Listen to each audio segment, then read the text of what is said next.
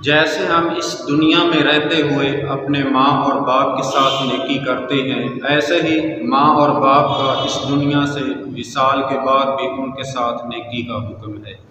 حضور پر نور صلی اللہ علیہ وآلہ وسلم نے 5 ایسے طریقے ہمیں بتلائے ہیں کہ جب ماں اور باپ دونوں یا ان دونوں میں سے کوئی ایک وصال فرما جائے، ان کے ساتھ نیکی کے 5 طریقے ہیں۔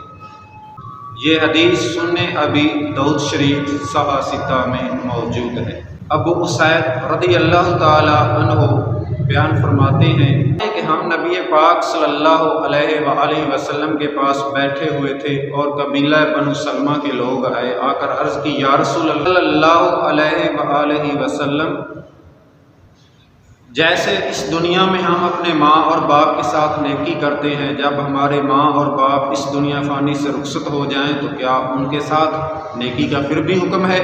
تو حضور علیہ الصلوۃ والسلام نے فرمایا، ان کے حقوق ہیں، آپ ان حقوق کو پورا کرو، اور وہ 5 حقوق ہیں۔ نمبر 1، والصلاۃ علیہما، ان دونوں کی تجہیز اور تکفین کا اہتمام کرو، ان کے کفن اور دفن کا اہتمام کرو، یہ اولاد کے فرائض میں شامل ہے اور والدین کا حق ہے۔ نمبر 2، والدین کا اس دنیا فانی میں جانے کے بعد ان کے لیے استغفار کرو، والاستغفار لہما، ان کے لیے استغفار کرو، والدعاء لہما، یا ان دونوں کے لیے دعا کرو۔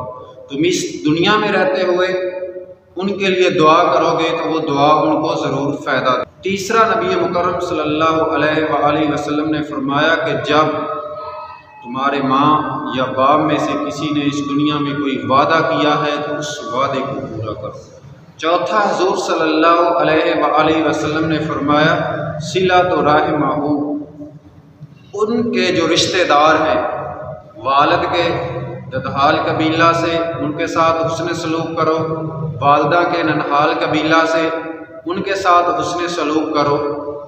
ایسے ہی پیارے آقا دو عالم علیہ الصلوۃ والسلام نے فرمایا، وَإِكْرَامُ صِدِّيقِهِمَا، 5واں حق یہ ہے کہ جو ان کے دوست ہیں ان کے ساتھ حسن سلوک کرو۔ ماں کی سہیلیاں ہیں، باپ کے دوست ہیں، ان کے ساتھ بھی اچھا سلوک کرو۔ یہ 5 حقوق ہیں۔ حضور علیہ الصلوۃ والسلام نے فرمایا کہ باپ کے اس دنیا میں جانے کے بعد، ماں کا اس دنیا سے جانے کے بعد ان کے ساتھ جو حسن سلوک کا طریقہ ہے، پہلا یہ ہے ان کی نماز جنازہ اور تجہیز و تکفین کا اہتمام کیا جائے۔ دوسرا حق یہ ہے ان کے لیے استغفار کی جائے، ان کے لیے دعا کی جائے۔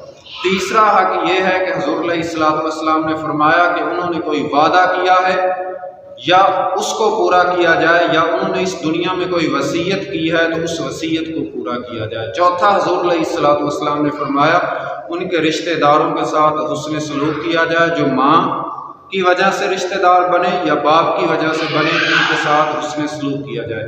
اور 5واں، پیارے آقا دو عالم علیہ الصلوۃ والسلام نے فرمایا کہ ماں کی سہیلیوں کے ساتھ حسن سلوک کرو اور باپ کے دوستوں کے ساتھ حسن سلوک کرو۔